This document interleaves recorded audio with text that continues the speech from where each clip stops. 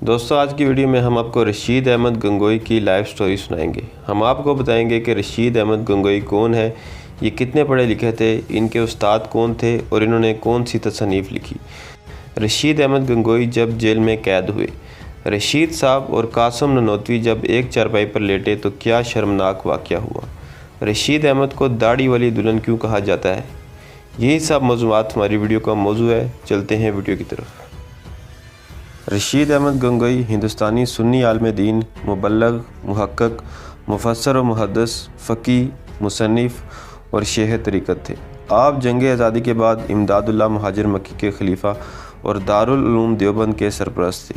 آپ کے فتاوی جات کا مجموعہ فتاوی رشیدیہ کے نام سے مطبوع ہے۔ ابتدائی زندگی۔ رشید احمد گنگوئی 1819 کو شنبے کے دن گنگو، ضلع سہارنپور، یوپی میں پیدا ہوئے۔ ان کے والد ہدایت احمد اپنے زمانے کے ایک جید عالم دین تھے۔ آپ کے والد ماجد حضرت مولانا ہدایت احمد صاحب 35ویں پشت پر سیدنا حضرت ابو ایوب خالد بن زید انصاری الحضرجی سے جا ملتے ہیں۔ آپ کے والد ماجد نے بعمر 35 سال 1252 میں گورکھپور میں انتقال کیا۔ اس وقت مولانا رشید احمد صاحب کی عمر صرف 7 سال کی تھی۔ مولانا کے 2 حقیقی بھائی تھے، ایک بڑے حضرت مولانا عنایت احمد صاحب جو فارسی کی ابتدائی کتابوں میں مولانا کے استاد بھی تھے، اور دوسرے چھوٹے سید احمد جو 9 سال کی عمر میں انتقال کر گئے، اور 2 بہنیں تھیں، ایک حقیقی مسمات فصیحن اور دوسری ستیلی جن کا نام امت الحق تھا۔ حضرت مولانا کا ایک لڑکا ولادت کے بعد چند ایام ہی کی عمر میں فوت ہو گیا تھا، اور دوسرا صاحبزادہ مسعود احمد پیدا ہوا، اور ایک لڑکی بنام ام ہانی 3-4 سال کی عمر میں انتقال کر گئی، اور دوسری صاحبزادی صفیہ خاتون تھی جو حافظ محمد یعقوب صاحب کی والدہ تھی۔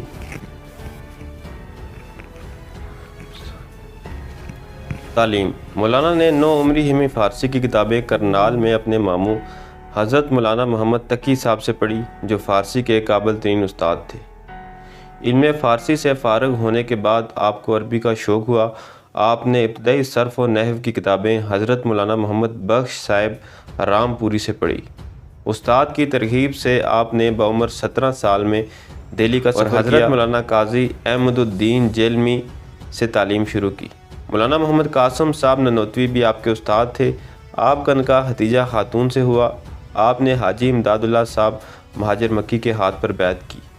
دارالعلوم دیوبند کی سرپرستی۔ اگرچہ قیام دارالعلوم دیوبند میں کوئی فعال کردار آپ کا نہیں تھا، مگر طالب علمی کے زمانے سے ہی محمد قاسم ننوتوی سے تعلق قائم ہوا۔ محمد قاسم ننوتوی بانی دارالعلوم دیوبند کی وفات کے بعد آپ دارالعلوم دیوبند کے دوسرے سرپرست مقرر ہوئے۔ دارالعلوم کے نصاب کو تیار کرنے میں آپ کا اہم کردار رہا ہے، اس لیے محمد قاسم ننوتوی کے ساتھ آپ بھی مسلک دارالعلوم دیوبند کے پیشوا ہیں۔ برطانوی سامراج کے خلاف جنگ۔ برطانیہ کے خلاف جب رمضان المبارک 1857 میں ہندوستان میں تحریک آزادی شروع ہوئی تو اس جہاد میں حضرت حاجی امداد اللہ صاحب مہاجر مکی، حضرت مولانا نانوتوی، حضرت مولانا گنگوئی اور حضرت حافظ محمد ضامن صاحب نے بھی بھرپور حصہ لیا۔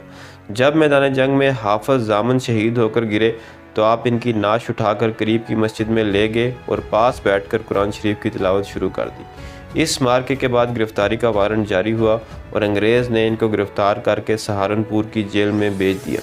پھر وہاں سے مظفر نگر منتقل کر دیا گیا۔ 6 مہینے جیل میں گزرے۔ وہاں بہت سے قیدی آپ کے معتقد ہو گئے اور جیل خانے میں جماعت کے ساتھ نماز ادا کرنے لگے۔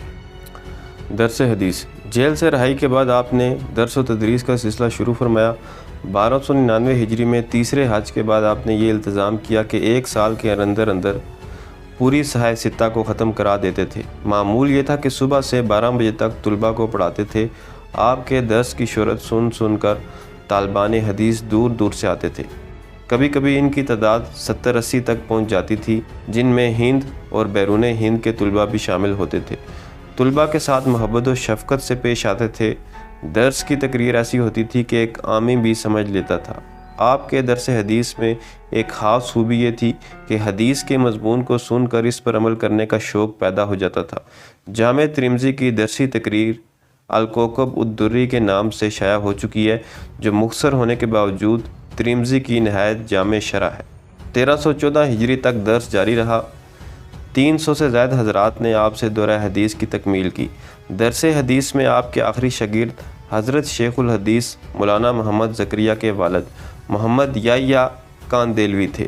آخر میں نزول الماء کی بیماری کی وجہ سے درس بند ہو گیا تھا، مگر ارشاد و تلقین اور فتاوے کا سلسلہ برابر جاری رہا۔ تصانیف: فقہ اور تصوف میں 14 کتابیں تصنیف فرمائیں۔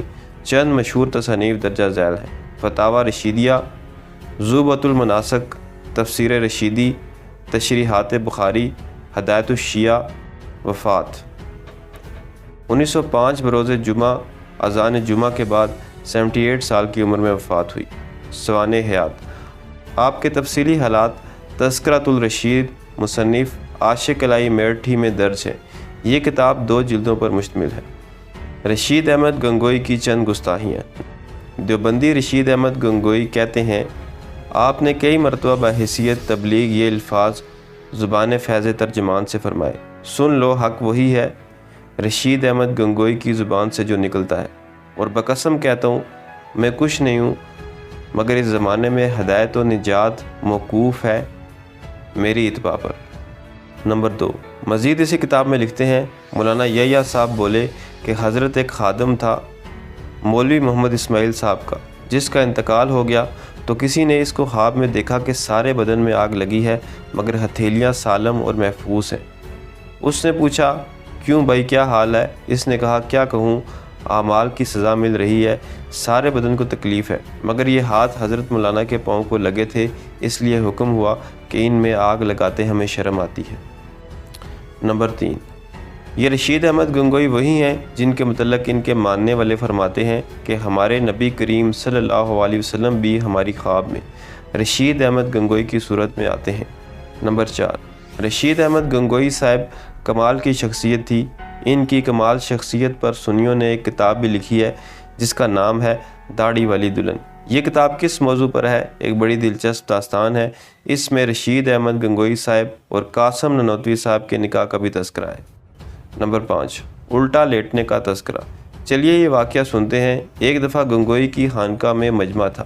حضرت گنگوئی اور حضرت نانوتوی کے مرید اور شاگرد سب جمع تھے، اور یہ دونوں حضرات بھی وہیں مجمع میں تشریف فرما تھے کہ حضرت گنگوئی نے حضرت نانوتوی سے محبت آمیز لہجے میں فرمایا، یہاں ذرا لیٹ جائیں۔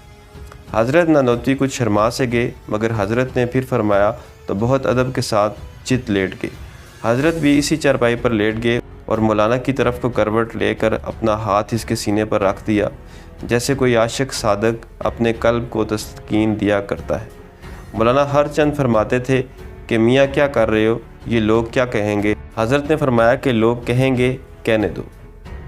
نمبر 6، یہ رشید احمد گنگوئی صاحب اتنے کامل اور عامل تھے کہ اگر کوئی بچہ یا لڑکا ان کے بستر پر لیٹ جاتا تو آپ خوشبو سونگھ کر بتا دیتے کہ بچہ لیٹا ہے یہ لڑکا۔ یہ تمام الزامات رشید احمد گنگوئی پر اہل سنت کی طرف سے لگائے جاتے ہیں۔ یہ ایک معلوماتی ویڈیو تھی، ان الزامات سے ہمارا متفق ہونا ضروری نہیں۔ یہ تھی میری آج کی ویڈیو پسند آئے تو چینل کو سبسکرائب کریں۔ ملتے ہیں اگلی ویڈیو میں۔ اللہ حافظ۔